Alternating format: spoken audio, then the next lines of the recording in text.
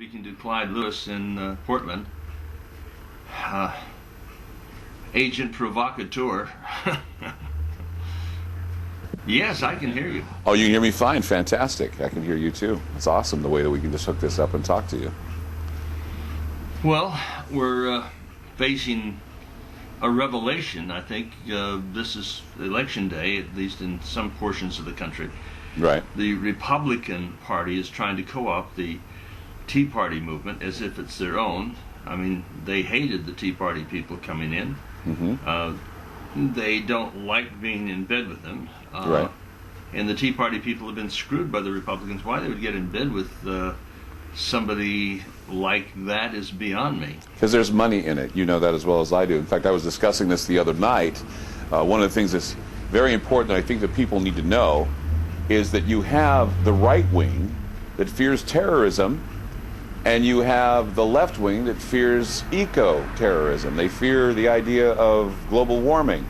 They fear the idea of global, the globe falling apart.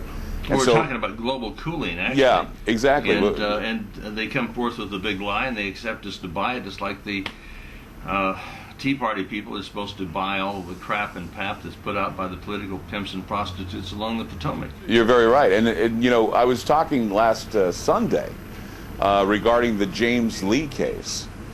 James Lee, of course, was a gunman bomber. They're calling him the Warma bomber because he went in with a bomb to the Discovery Channel building in Florida. And he had 3 hostages, and he threatened to blow the place up if people didn't start talking about population growth, reproductive rights, and all this other stuff. In fact, he was saying that it was deplorable. They were playing shows like Kate Plus 8 and 19 and Counting, and while those shows, in my opinion, demonstrate that the vagina can be a clown car and not meant for reproduction the way it should, I really don't believe we should go in and bomb people and blow people up. But what was really fascinating about the whole scenario was that James Lee said that he was inspired by Al Gore's Inconvenient Truth. And what I also found interesting is that his views about population destruction or getting rid of the population are the same views that were being expressed by Daniel Quinn in the book Ishmael. Ishmael Axe was written on the hand of the Virginia Tech bomber, so he was inspired by that book as well. Charles Manson has said that he believes that we should stack the bodies high to cleanse the earth for the water and the environment and everything else. And Adolf Hitler said the same thing. The Unabomber said the same thing. Clyde, I see the relationship between Adolf Hitler, yes, Charles Miles Manson, and Al Gore. Yes. A lot of people can't. Oh, yeah, well, I can because they're blinded by that, and I know that you do. Yeah, I mean, it's funny because I'm not saying, per se that Al Gore espouses, killing off, 6 million Jews, but he certainly stood idly by as they were bombing pharmaceutical plants in the Sudan, basically rendering that entire country available for death because they couldn't get the kind of medications they need in order to survive. Now, wait a minute. Didn't Al Gore's daughter marry the grandson of Jacob Schiff, who was involved in setting up World War I and financing the Soviet Union? You see, the connections are endless, and we know that, Anthony. We know that the connections are endless, that they keep it within a group, and they try to tell you it's your job for global sustainability to eliminate your carbon footprint. Well, I want to ask the question, who's going to be the first person that's going to step forward and say, okay, take me out for global warming, take me out for global sustainability? No one. And that's the thing, is everybody's expecting someone else to die for them, but they're not willing to put up or shut up. And I'm not saying that we should all kill ourselves for some cause. I mean, that's silly. We've been doing that now for 10 years. Wait, Clyde.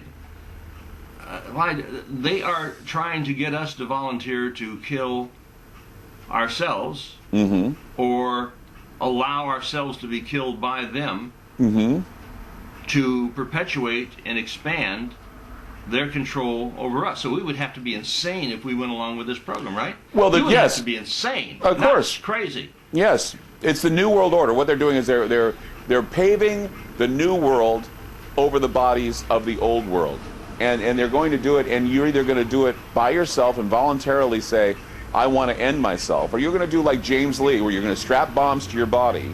You're going to walk into a place. You're going to say, hey, I'm here to do some people hunting. And I'm going to take out as many people as I can before I go with you. And that's no different than a terrorist doing it. It's no different than, it's no different than a guy in a three-piece suit killing millions of people for the sake of some prolonged war that was based on a lie and that was based on a manufactured terror attack in New York on 9/11. Well, people should be concerned about the bandits in three-piece Brooks Brothers suits. Yes. Not the guys out there in the streets with a club and a ski mask.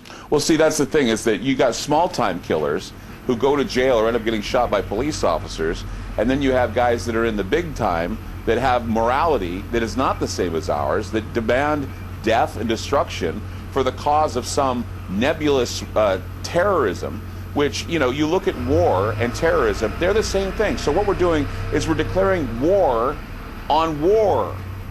It's like sweeping dirt off dirt. It doesn't make sense, and this is going to be continued and prolonged until people are going to wonder, why are we fighting?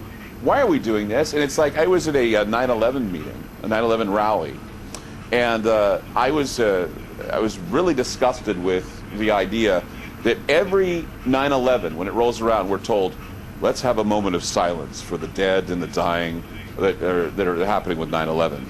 And we this need time, to speak up. We yes, don't need silence. Yes, we don't need silence. We need to speak up. And I pointed this out. I said, wasn't it silence that the air traffic controllers had when they saw those planes detour?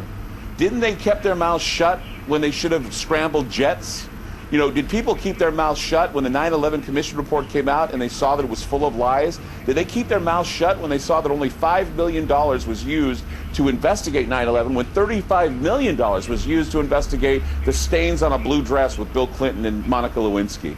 When more money was spent on Watergate than the investigation into 9/11. And yet we have a prolonged 10-year war that is being fought right now, where people are dying, where people like Barack Obama and Zbigniew Brzezinski and Henry Kissinger and all these guys can put their shoes and socks on knowing, every morning when they eat their Wheaties and read their paper, knowing that they're responsible for the murders of millions of people, and yet we're sitting back and going, kill, kill, kill. Those Muslims, they don't need to build a mosque at Ground Zero. They're evil. We're talking, Clyde, about mega murder.